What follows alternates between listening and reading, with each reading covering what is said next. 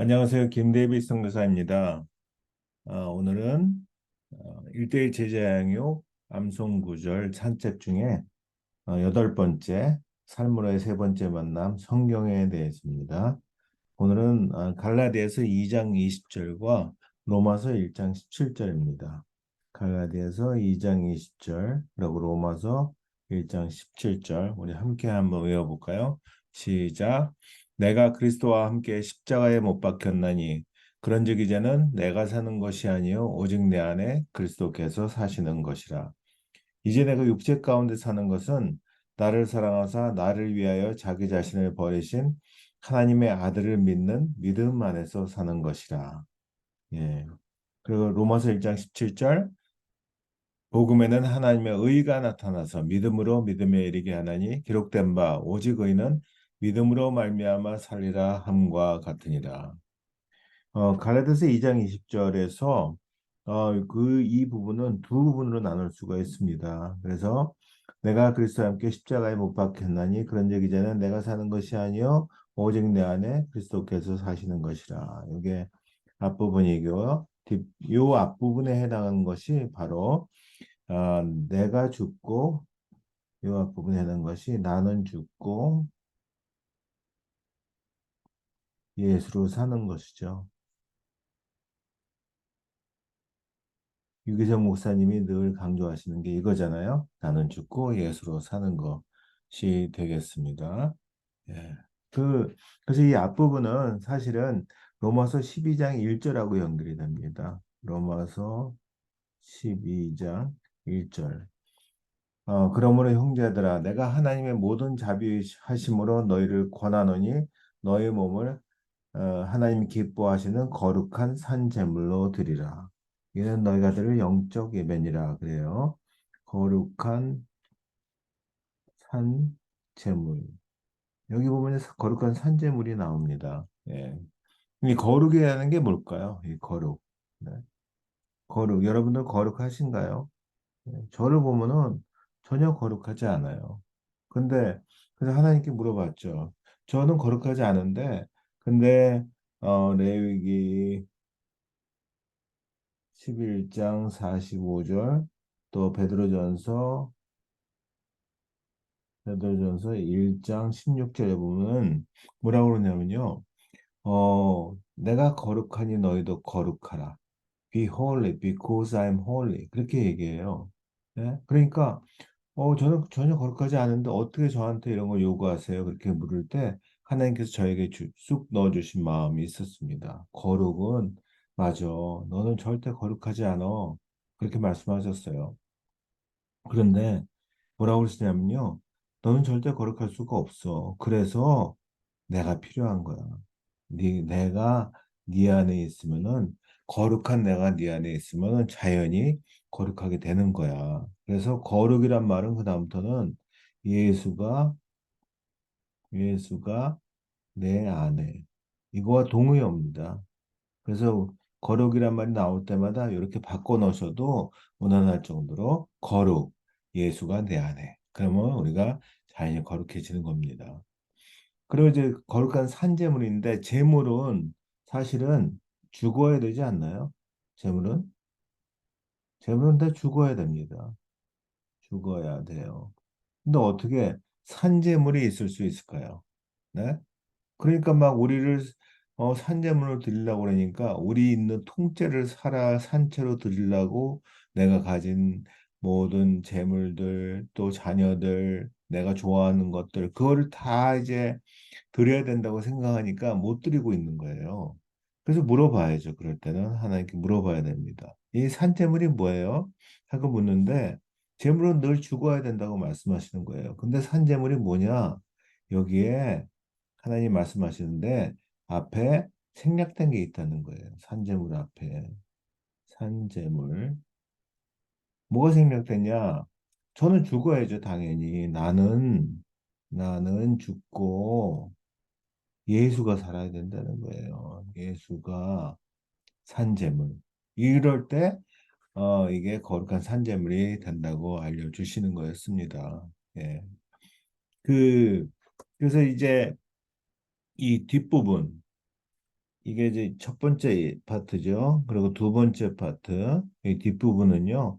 이걸 보시면은 이제 내가 육체 가운데 사는 것은 나를 사랑하사 나를 위하여 자기 자신을 버리신 하나님의 아들을 믿는 믿음 안에서 사는 것이라. 이제 우리가 믿음 안에서 살아야 되는데 이 믿음이 뭐냐 이거죠. 믿음. 네? 믿음. 믿음이 뭘까요? 믿음. 네? 믿음을 가장 잘 표현하고 있는 거는요. 히브리서 11장 1절이에요. 히브리서 11장 1절입니다. 예. 히브리서 11장 1절에 뭐라고 그러냐면 믿음은 바라는 것들의 실상이요 보이지 않는 것들의 증거니 그렇게 얘기해요. 예. 바라는 것들의 실상이요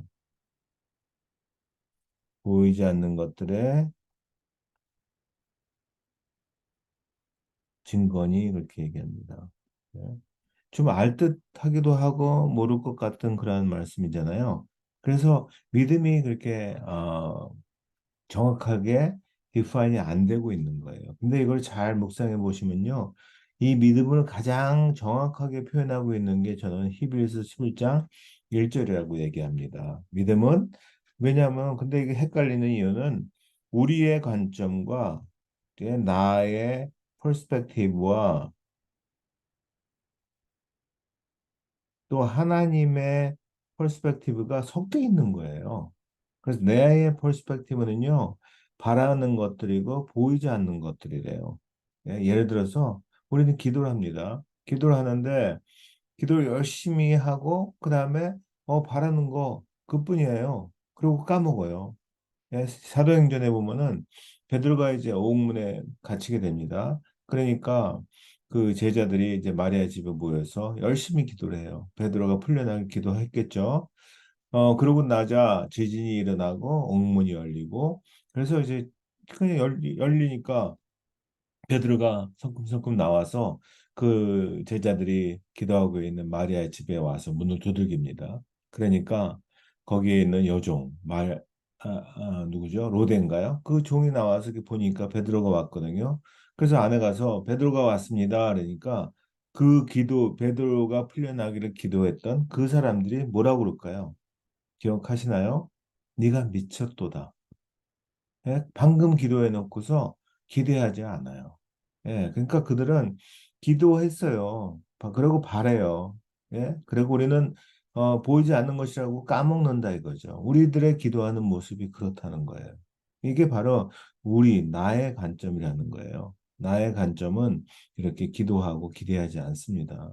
예, 이게 바로 나의 관점이에요. 근데 하나님의 관점은 뭐냐면은 예, 아니야. 실상이고 바라는 것들의 실상이야. 그래요. 실상이 여러분들 뭔지 아세요? 실상이 그냥 뭐 허상의 반대가 아니라 영어로는 sure예요. sure. 영어로 sure 뭐죠? 확실해 하는 거예요. 확실해. 예? 너가 나한테 기도했잖아. 나 전능한 하나님이야. 그러니까 너가 기도했으면은 그 다음에 확실해 하는 거예요. 증거는 뭘까요? 법정에서 쓰는 증거일까요? 아니에요. 이거는 영어로도 certain이에요.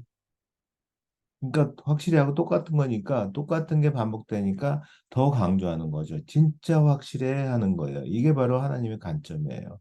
우리는 그냥 기도하면서도 바라는 것이라고 하고 까먹고 기대 안 하고 보이지 않는 것이라고 그러고 있지만은 하나님의 관점은요. 너가 전능한 하나님 나한테 기도했잖아. 그러면 확실해.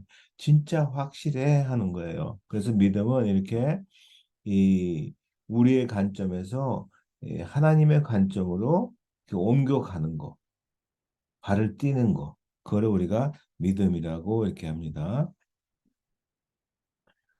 그리고 로마서 1장 17절에 복음에는 하나님의 의가 나타나서 믿음으로 믿음에 이르게 하나니 그러네요. 그죠? 기록된 바 오직 의는 믿음으로 말미암아 살리라 함과 같으니라. 이 하나님의 의가 뭘까요? 하나님의 의. 예. 하나님의 의. 복음에는 하나님의 의가 나타나서 그래요. 하나님의 의는 righteousness of God이에요. righteousness of God. 예? 이 하나님의 의가 뭘까요? 의가 나타나서 이렇게 얘기하잖아요. reveal, 예, revealed 이렇게 얘기합니다. 예, 그러니까 이 하나님의 의가 나타났던 얘기는 바로 이 우리 복음이 예수 그리스도에 대한 얘기잖아요. 그러니까 예수 그리스도가 바로 하나님의 의라는 말씀이에요. 예, 이 하나님의 의 이거는 바로 예수 그리스도예요. 예수 그리스도. 라는 거죠. 예? 그래서 이 이걸 이제 설명할 때 그러면은 그 의인이 뭔지 이거를 우리가 진짜 제대로 설명할 수 있어요. 복음에는 하나님의 의 예수 그리스도가 나타났어요. 그래서 그 예수 그리스도를 믿음으로 믿음에 이르게 하는데 그러면은 그 의인이 뭐냐? 의인의 정의가 뭐냐 하는 거죠. 예, 여러분들 의인을 뭐라고 생각하시나요? 의인. 예? 이 의인에 대한 오해가 있기 때문에 우리는 늘 여기서 무너지게 됩니다. 우리가 의인인 줄 알아요. 여러분은 의인이십니까? 네, 의인이죠. 하나님 우리를 의인이라고 칭해 주셨잖아요. 근데 정말 의인이세고 한 번 더 질문할 때 그때 바른 답은 의인이 아니라는 거예요. 왜? 의인은요, 사실은 우리 게 아니라는 거예요. 하나님의 의, 이게 바로 예수 그리스도잖아요. 그래서 예수 그 그리스도의 의, 이 예수님에게 합해지잖아요. 거기에 합해진 여전히 여전히 죄인인 우리. 가 있는데 이 하나님께서는 이거를 어떻게 간주하시냐면요. 이게 하나님의 계산법이에요. 뭐냐면은 예수 그리스도의 의, 여기에 의자를 쏙 빼요. 그래서 의라고 그러세요. 그다음에 여전히 죄인인 인자를 쏙 빼가지고 의인 이렇게 칭하신다는 거죠. 그러니까 사실은 의인의 의자는 우리 게 아니라 예수 그리스도께 거예요. 그러니까 예수 그리스도께 붙어 있으면은 그러면은 우리는 늘 의인이지만 예수 그리스도께로부터 떨어져 있으면요. 그러면은 이제 의인이 아닌 거예요. 죄인이 되는 거죠. 그래서 우리가 만약에 의인이 아닌가라고 생각한다면은 그것은 바로 예수 그리스도 밖에 있다는 거예요. 빨리 안으로 들어가셔야 된다는 겁니다. 예, 그래서 고린도 후서 5장 17절에 뭐라고 그러냐면요. 그런즉 누구든지 그리스도 안에 있으면은 새로운 피조물이라 이전 것은 지나갔으니 보라 새 것이 되었도다. 그렇게 얘기해요. 안에 있을 때. 그래서 여러분이 의인이 아니다고 생각하면은 밖에 있다는 거니까 빨리 안으로 들어가시면 됩니다. 그리고 여기에 기록된 바 이렇게 나오고 있어요. 이게 무슨 뜻인가요? 어딘가 기록이 됐다는 거죠. 그러니까 오직 의인은 믿음으로 말미암아 살리라 그렇게 얘기하고 있죠. 예? 오직